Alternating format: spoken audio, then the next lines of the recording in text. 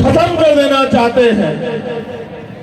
और क्यों ना करें, जिनको वो लंबे समय से व्यवस्था बना के, गुलाम बना के जिनको उन्होंने रखा, आज इस संविधान की वजह से वो प्रधान से लेके विधायक, मंत्री, MP, doctor, engineer, IAS, IPS बनने लगे हैं।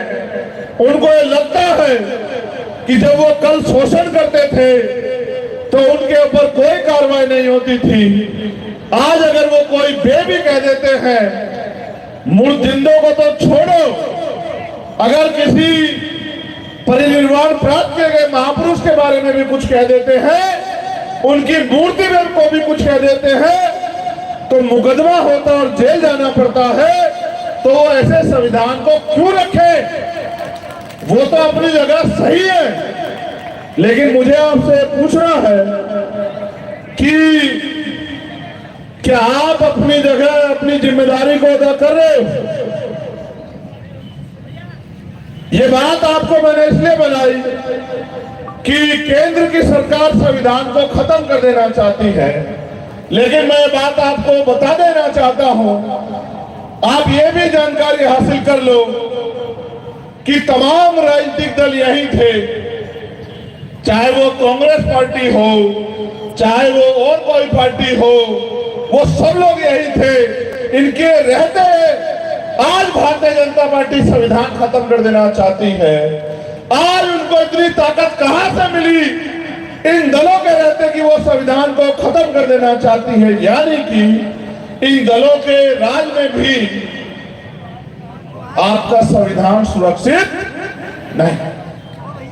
क्या पूरे देश में भारतीय जनता पार्टी की सरकार है? अन्य पार्टी की भी तो सरकार है। तो उनकी सरकारें होते हैं, फिर संविधान क्यों खतरे में है? उसका एकमात्र कारण यह है कि एक तरफ वो लोग हैं जिनको संविधान से फायदा हो रहा है, जो इस मंच के आसपास बैठे हैं, इस मंच पर बैठे हैं, और एक तरफ वो लोग हैं जो संविधान के द्वारा आपको मिले गए फायदे को रोक देना चाहते हैं। अगर किसी और के कंधे पे रख के अपनी लड़ाई लड़ना चाहते हो तो आप सिर्फ अपनी बारी का इंतजार कर रहे हो। मैं पूरे देश में जाता हूं, मैं जिम्मेदारी के तौर पर आप एक को कह रहा हूं, आप तमाम नौजवान यहाँ बैठे हैं, मैं बुजुर्गों से कोई शिकायत नहीं करूंगा। मैं नौजवानों को ये कहना चाहता हूं और मैं उनसे पूछना भी चाहता हूं, जब कुदरत ने तुम्हें मजबूत शरीर दिया है और कानून तुम्हारे लिए बराबर है और सारा सिस्टम यहाँ है, फिर तुम इस अन्याय को क्यों सह रहे हो? आप मुझे जवाब दो।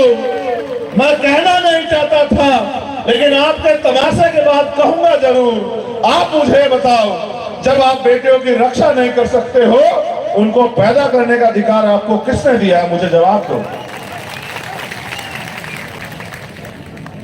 जब आप हम गांव में अपनी बहन को, बेटी को, माँ को, चाची को, ताई को, आप एनसीआरबी का डाटा नहीं पढ़ते हो क्या?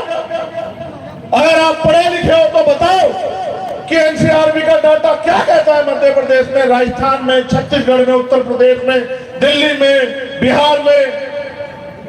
अगर नहीं पता तो मैं बताता हूं आपको। वो ये डाटा ये कहता है कि हर साल हजारों महिलाओं के साथ रेप हत्याएं होती।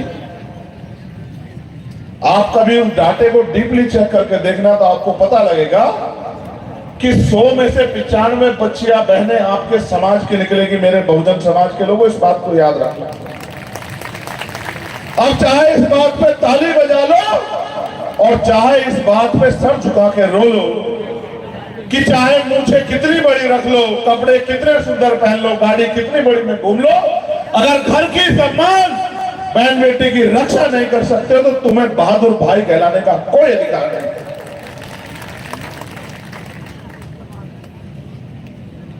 क्या हो गया तुम्हारे खून को? क्या हो गया? किसकी नजर लग गई बहादुरों को? एक वो समय था कि ये खाते गांव की धरती हम आदिवासियों के नाम से जानी जाती थी। एक वो समय था कि यहां हमारे वीर उनके शौर्य के आगे बड़े